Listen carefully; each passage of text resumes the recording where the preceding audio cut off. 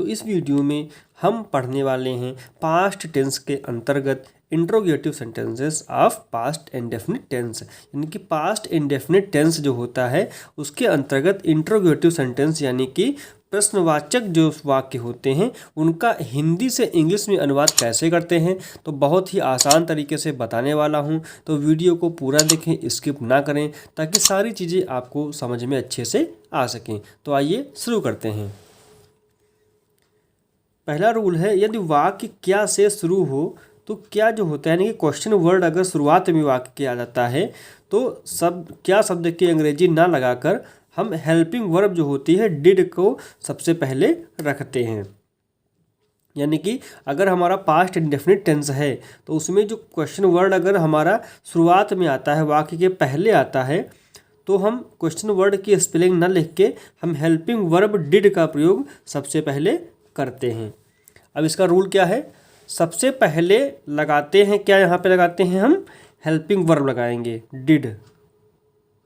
सबसे पहले डिड लगाते हैं, फिर कर्ता लगाएंगे, यानी कि डिड के बाद क्या लगेगा, हमारा सब्जेक्ट आएगा, फिर मेन वर्ब की फर्स्ट फॉर्म आएगी। कौन सी फॉर्म, फर्स्ट। किसी भी वर्ब की मेन वर्ब जो होती हैं उसकी 3 फॉर्म होती हैं, first form, second form, third form. तो यहाँ पे फर्स्ट फॉर्म का प्रयोग किया जाएगा। फिर ऑब्जेक्ट लिखेंगे, उसके बाद अदर वर्ड्स अगर हैं वाक्य में तो वो लिखेंगे, उसके बाद फुल स्टॉप की जगह पे क्वेश्चन मार्क रहेगा। ये आपको ध्यान रखना है कि यहाँ पे फुल स्टॉप का प्रयोग नहीं किया जाता है, यहाँ पे क्वेश्चन मार्क लगाया जाता है।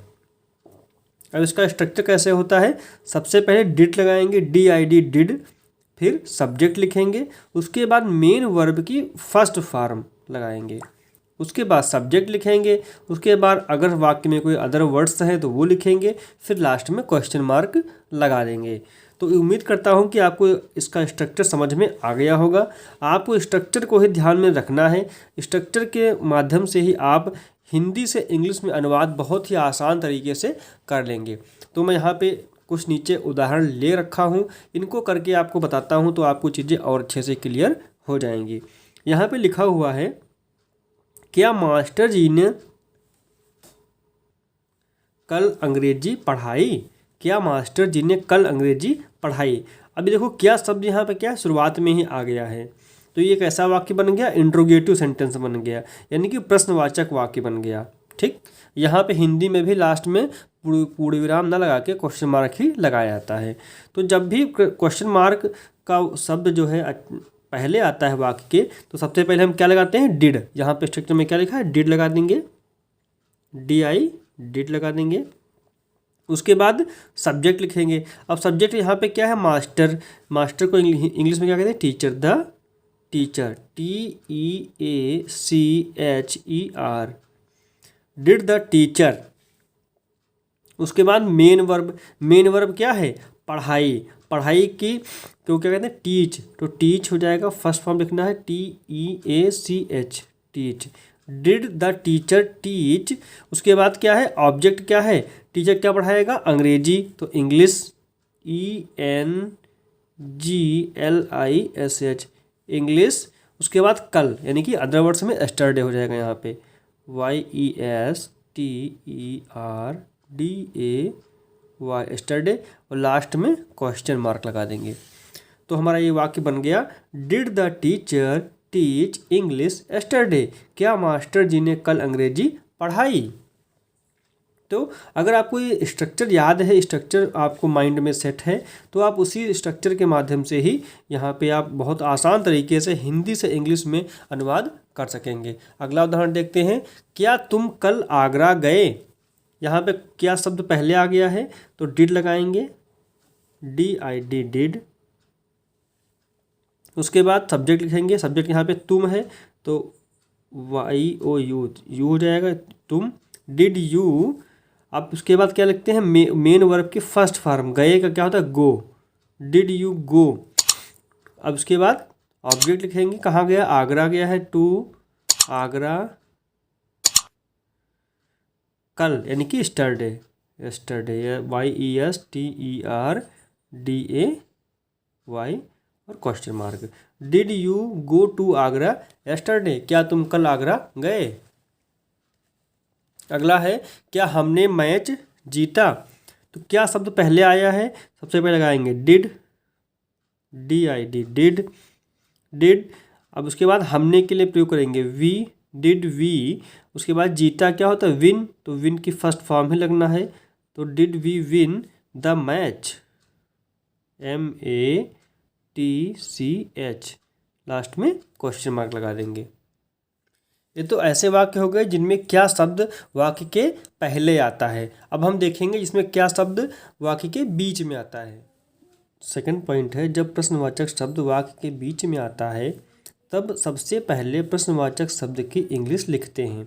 यानी कि जब हमारा क्वेश्चन वर्ड जो है, प्रश्नवाचक शब्द जो है वाक्य के बीच में आएगा तो सबसे पहले जब हम अनुवाद करेंगे तो क्वेश्चन वर्ड जो प्रश्नवाचक शब्द है उसी की इंग्लिश सबसे पहले लिखते हैं। इसके पहले मैंने भी क्या बताया है, जब प्रश्नवाचक शब्द पहले आता है तो हम डिड का प्रयोग पहले करते हैं सबसे पहले। इसका स्ट्रक्चर देखिए, क्वेश्चन वर्ड सबसे पहले लिखेंगे, फिर डिड का प्रयोग करेंगे, फिर सब्जेक्ट लिखेंगे, फिर मेन वर्ब की फर्स्ट फॉर्म लिखेंगे, फिर ऑब्जेक्ट, उसके बाद अदर वर्ड, फिर लास्ट में क्वेश्चन मार्क लगाना होता है। तो आइए इसके कुछ उदाहरण मैंने लिखे हैं वो देखते हैं। उसने बाजार से क्या खरीदा। अब यहाँ पे क्या शब्द जो है बीच में आया है, क्वेश्चन वर्ड है, प्रश्नवाचक वाक्य बन गया हमारा। तो क्या बीच में है तो सबसे पहले इसी की इंग्लिश हम लिखते हैं। तो क्या को अंग्रेजी में कहते हैं वाट, WHAT, वाट लिख दिया। उसके बाद क्या मैंने बताया, यहाँ पे डिड लगाएंगे, तो यहाँ पे लगा दिया डिड, व्हाट डिड। उसके बाद सब्जेक्ट उसने है तो ही का प्रयोग करेंगे, ही। अब उसके बाद क्या है, मेन वर्ब की फर्स्ट फॉर्म खरीदना क्या होता है, बाई, BUY, बाई मीन्स क्या होता है, खरीदना। बाजार से, from the market, from the market, MARKET, और लास्ट में क्वेश्चन मार्क लगा देंगे। तो what did he by from the market, उसने बाजार से क्या खरीदा। इसी स्ट्रक्चर को देखकर आप अनुवाद कर सकते हैं। जब आपको स्ट्रक्चर धीरे धीरे याद हो जाएगा तो आप बहुत फास्ट जो है हिंदी से इंग्लिश ट्रांसलेशन करने में सक्षम हो जाएंगे। तुम्हें किसने बुलाया, किसने, किसने के लिए यूज होता है हु, WHO, हु मीन्स किसने। उसके बाद यहाँ पे देखिए लगाएंगे बुलाया, पहले लिखेंगे हु कॉल्ड यू। ये वाक्य थोड़ा अलग टाइप का है, who called you.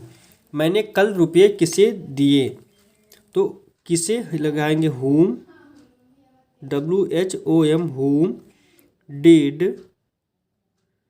I give money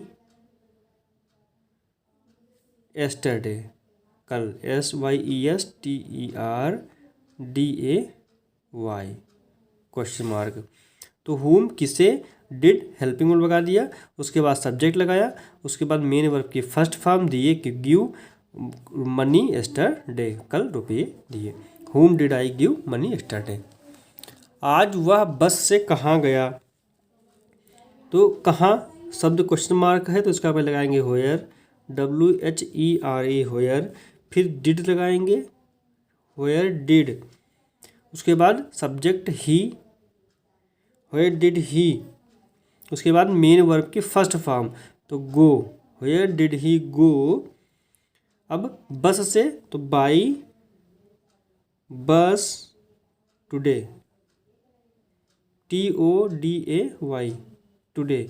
होयर did he go by bus today.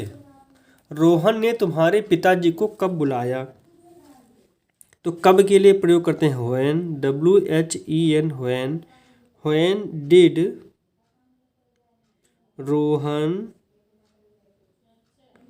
Rohan call, main verb बुलाया, फर्स्ट फॉर्म है कॉल योर फादर, तुम्हारे पिताजी को, FATHER, father. When did Rohan call your father. अब एक तीसरा पॉइंट और बचता है, जब हमारा कौन शब्द या किसने जो है वाक्य के में आए, अफर्मेटिव सेंटेंस की तरह बनाते हैं। यदि वाक्य में कौन या किसने शब्द आ जाए तो वाक्य को अफर्मेटिव सेंटेंस की तरह ही हम बनाते हैं। देखिए हु काउन के लिए क्या प्रयोग करते हैं, हु का प्रयोग करते हैं। तो हु लिखेंगे, उसके बाद मेन वर्ब जो होती है उसके यहाँ पे सेकंड फॉर्म लगाते हैं। जब वाक्य में हु शब्द का प्रयोग हो जाएगा, यानी कि काउन जो है शब्द आएगा बीच में, तो हम हु लिखेंगे पहले, उसके बाद मेन वर्ब की सेकंड फॉर्म लगाएंगे। यहाँ पे डिड का प्रयोग नहीं किया जाएगा। उसके बाद ऑब्जेक्ट लगाएंगे, उसके बाद अदर वर्ड्स का प्रयोग करेंगे, फिर क्वेश्चन मार्क लगाएंगे। तुम्हें अंग्रेजी कौन पढ़ाता है, तो कौन के लिए हु का प्रयोग करेंगे, हु, WHO, हु। फिर मैंने क्या बताया, मेन वर्ब का सेकंड फॉर्म, तो पढ़ाना होता है टीच, सेकंड फॉर्म हो जाएगा टॉट, TAUGHT, टॉट। उसके बाद ऑब्जेक्ट लिखेंगे तुम्हें, तो यू, फिर हमारा अदर वर्ड्स आएंगे। तो अदर वर्ड्स में क्या है, इंग्लिश, तो ENG, लास्ट में क्वेश्चन मार्क लगाएंगे। यह किसने किया, तो यह किसने किया, किसने के लिए हु का प्रयोग करेंगे, हु डिड इट, किया के डिड, और किस, यह मीन्स ये हो जाएगा इट, हु डिड इट। तुम्हें यहाँ किसने बुलाया, तो किसने के लिए हु का प्रयोग करेंगे, हु। अब मेन वर्ब बुलाने के क्या है, यहाँ पे सेकंड फॉर्म लगाएंगे, हु कॉल्ड, हु कॉल्ड तुम्हें, यू। देखिए यहाँ पे यहाँ का शब्द आया है, तो यहाँ पे अगर लिख देंगे हेयर तो भी सही है, नहीं लिखेंगे तब भी अंडरस्टूड है कि हु कॉल्ड यू, मतलब तुम्हें यहाँ किसने बुलाया है। तो यहाँ लगा देंगे क्वेश्चन मार्क। श्याम के साथ आगरा कौन गया, तो कौन, हु, फिर गया, गो का सेकंड फॉर्म हो जाएगा वेंट, हु वेंट। उसके बाद हमारा object two, Agra with Shyam, SHYAM, Shyam. तो ये थे हमारे क्वेश्चन वर्ड वाले, यानी कि क्वेश्चन मार्क वाले शब्द। वाक्य जिसमें कौन शब्द जो है वाक्य के बीच में आता है तो हम हु का प्रयोग करेंगे, और यहाँ पे वर्ब जो होती है मेन वर्ब, उसके सेकंड फॉर्म का प्रयोग करते हैं, फिर ऑब्जेक्ट लिखेंगे, फिर अदर वर्ड्स, फिर लास्ट में क्वेश्चन मार्क। तो उम्मीद करता हूँ कि आपको वीडियो पसंद आया होगा। अगर वीडियो पसंद आया है तो वीडियो को लाइक कर दें और अपने दोस्तों के बीच में ज़्यादा से ज़्यादा इसको शेयर कर दें, ताकि उनको भी इसका लाभ मिल सके। अगर चैनल पर नए हैं, वीडियो पहली बार देख रहे हैं, तो चैनल को सब्सक्राइब कर लें, पास में जो बेल आइकन है उसको भी प्रेस कर लें, ताकि जब भी मैं नया वीडियो डालूं तो उसका नोटिफिकेशन आपको सबसे पहले मिल जाए। थैंक्स फॉर वॉचिंग, मिलते हैं नेक्स्ट वीडियो में। Bye bye and take care.